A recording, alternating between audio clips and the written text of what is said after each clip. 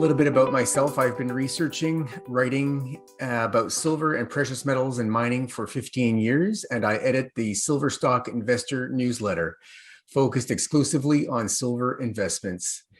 I'll be presenting to you today the case for investing in silver and silver stocks. So something from very recent news, you probably heard that Tesla has bought about $1.5 billion of Bitcoin. Something that is perhaps less obvious and has not made the headlines is that part of their new investment policy is that they allow themselves to use surplus cash to invest in other alternative reserve assets, things like gold bullion and gold exchange traded funds. So what this tells us is that generalist investors are coming into the precious metals space. It's not just the more sophisticated investors that see the value. That's certainly a big driver that's bringing a lot of attention to this space.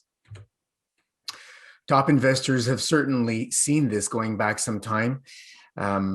Stanley Druckenmiller, who is a former chief portfolio manager at the well-known George Soros Quantum Fund, who has an incredible track record, that is Druckenmiller, decades of 30+% annual returns with no losing years, recently said it's possible, in fact, probable, that all this stimulus is going to be in place and frankly increasing just when we released the biggest increase in pent-up demand globally that we've had maybe since the 1920s, which could make the world look extremely different from the rest of the world today. I would say that my overriding theme is inflation relative to what the policymakers think. So what do we need for a precious metals bull market? Well, we don't need a US dollar in a bear market, but it's certainly helpful. And if we look back over the last several years, the US dollar index has been in a bull market, which certainly reversed back in March of 2020 as the world faced the problems with COVID, and the panic certainly peaked at that point. Money flooded into the dollar. The US dollar index reached 105, suddenly reversed and broke down below a rising trend line. We're right now around 90 in the US dollar index. And it certainly looks like we're at the start of a new bear cycle in the dollar. So that certainly will be helpful. Now on to silver. Silver supply has certainly been very much challenged, and that going back over the last at least 5 years. If we look at silver mine supply, it peaked in 2015. It's been declining for the last 5 years. It certainly got worse with COVID. And if you look at the chart over on the right, we can see that that's certainly been the case for the top 10 silver producing countries. Each and every one of them has seen their silver output decline. Of course, as I said, exacerbated by COVID, but certainly looks like a structural challenge to the market. Where does silver come from? 30% of silver, only 30% of silver comes from primary silver mines. As much as 70% comes from silver as a byproduct of other mines, of mining other products, other metals like gold, lead, zinc, and copper. So what that means is that even if the silver price rises, in fact, even if it rises significantly, those miners typically cannot, in many cases, even react to try to produce more silver. In a lot of the cases, that's because silver is such a small portion of their revenues, they're not inclined to react. And certainly there are long delays, even if they try to crank up production. So an inelastic silver supply met with growing demand certainly points to higher prices. What makes silver stand out and compare to gold? Well, it's both an industrial and a monetary metal. About half of silver demand comes from industrial uses, and that certainly includes solar and electric vehicles, which we'll look at a little bit more in depth shortly. About 20% of demand is investment, things like ETFs, coins, bars, and that's the historical portion of demand. The more recent numbers are certainly telling us that 25% of demand, in fact, looks like it will be from investment. So that's a portion that's exploding, and I think that's the wild card that's going to help push silver prices even higher. So now a little more in-depth look at vehicle demand. That's certainly been soaring. Silver is used in navigation, infotainment, power steering, safety features, auto braking, driver alertness systems. The traditional internal combustion engines, those vehicles required 15 to 28 grams of silver, hybrid vehicles, 18 to 38 grams of silver, but electric vehicles require anywhere from 25 to 50 grams per vehicle, which is, as you can see, double the amount of more traditional vehicles, the internal combustion engines. The Silver Institute forecasts that silver demand in automobiles will actually jump by about 50% within the next 5 years, from 60 to 90 million ounces annually. And something that's perhaps understated is the demand of silver for electric vehicles in the EV infrastructure, in other words, charging stations. So that's certainly something to look for. Photovoltaic demand, which is essentially solar panels, we see strong growth there as well. It's the largest single industrial application, almost 100 million ounces or 10% of annual silver supply goes into solar panels each year. The average solar panel requires 20 grams, but although that unit consumption has been falling as the sector looks to gain efficiencies and certainly require less and less silver per panel and per unit of output, we certainly think that the growth in silver demand from the growth in solar panel installations will certainly overtake and outstrip the drop in required silver in each panel. As I said earlier, silver investment demand has been exploding. It's been increasing, in fact, steadily since 2015. Last year was an incredible standout year for silver in investment demand. The holdings in ETFs, silver ETFs globally, were up massively, reached 1 billion ounces, which is the equivalent of an entire year's silver supply. And certainly the Wall Street bet silver squeeze, which pretty much all of us have heard of by now, has drawn massive attention to the silver market. Let's look at that a little bit more.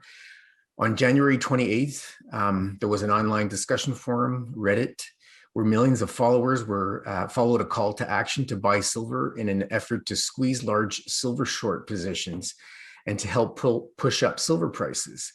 It had a short-term effect on spot and paper silver. The silver price ran up to about $30 an ounce, but that effect soon faded. What's interesting, however, is that people stampeded into the physical silver market, in fact, swamping silver suppliers, silver dealers, bullion dealers, especially online dealers, draining their supply. People were paying up to 50% premiums. I heard even up to 100% premiums in some cases. People simply didn't care. They said, give me whatever you've got. I'll pay double. That's fine. Just pack it and ship it to me. Many of those dealers were swamped. They had in some cases 10 times the normal order flow. No one was selling back to them, which is usually the case when prices are high. Many of them were forced to shut down their websites entirely until unable to handle order flow until they could get a handle on all of that. And the most popular silver coins, in fact, remain out of stock in many cases at bullion dealers, or people face long delays with big premiums still much beyond normal premiums still to this day. But the interesting effect is that even if prices have come back down, that certainly has awoken a brand new generation to the silver market. And I think that the attention is certainly going to stick into the future. We have some interesting news from the Silver Institute, which recently put out an outlook on the silver market for 2021. They expect that overall demand for silver will be up 11% to 1.03 billion ounces, which will bring it to an 8-year high. They expect physical silver investment to reach 257 million ounces, up 20% to a 6-year high. ETF holdings, as I mentioned, actually just reached a new record of 1.2 billion ounces, more again, as I say, than total annual silver supply. Industrial demand is expected to reach a 4-year high at 510 million ounces, or up 9%. And that's going to be led by electrical and electronics, as I mentioned earlier, solar and EVs.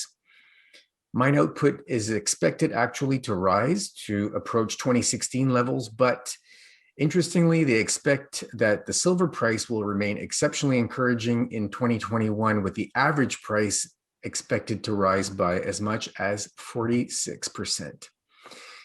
So if we look at how silver has performed in the past, previous bull markets, especially against gold, the 1970s bull market culminated with a silver peak that, if we look at a percentage gain, silver actually outpaced gold by a multiple. We can see that all the way over on the left side. The 2011 peak also outpaced gold's, and where we are today with silver around the $27 range, gold around the $18.50 range, we can see that on a percentage basis, from the lows going back a few years, silver has a lot of room to make up to outpace gold in this bull market. And we certainly think that that is one measure that undervalues silver right now and gives it a lot of potential upside. One of the measures we like is the gold-silver ratio, which is essentially how many silver ounces it takes to buy a single gold ounce. Interestingly, at the panic in March last year, the gold-silver ratio peaked at an all-time high of 125. It's been declining steadily since then. We certainly expect that it's going to head towards closer to 55. It's around 70 right now. And just to get a rough idea, a $2,000 gold price at a 55 gold-silver ratio would imply a $37 silver price, which is nearly 40% higher than where we are today. So that certainly is close to and lines up with what the Silver Institute is projecting. What have previous silver bull markets brought? Well, the 1970s bull market in silver actually brought a 36-time return, and that is just in the silver price itself. The 2001 to 2011 bull market brought a 10 times return, almost 11 times in the silver price. And I'd like to remind everyone that's just in the silver price. It is not even accounting for silver stocks, which naturally have considerable leverage over silver. If we look at what happened in 2016 as things got off the ground, this is from about January to August of 2016. The silver stocks as a whole, on average, leveraged the silver price by 5 times, where silver was up in that time frame by 48%. The SIL ETF, which is essentially a basket of larger silver miners, was up by 240%. So certainly plenty of leverage there. Since March, silver stocks are up 140%. That certainly is very healthy compared to gold stocks, which are up 86%. But so silver stocks have been outperforming the gold stocks, and that's something that we expect to continue, especially as the gold-silver ratio continues to fall. And that pretty much wraps it up. Just to remind you, as I mentioned, I edit the Silver Stock Investor newsletter. It's a silver-focused newsletter. It's all about what I buy and sell with my money. It's unbiased research. I am not paid anything by the companies that are written about or mentioned in the newsletter. I cover the entire risk spectrum of silver investments, everything from silver ETFs to large producers, royalties, growing producers, developers, optionality plays, all the way up to the junior silver explorers. It's aimed at everyone from new and to experienced investors, and I cover everything from low to high risk stocks. So that pretty much wraps it up. I'd encourage you to check out silverstockinvestor.com and remind you that we are in a silver bull market.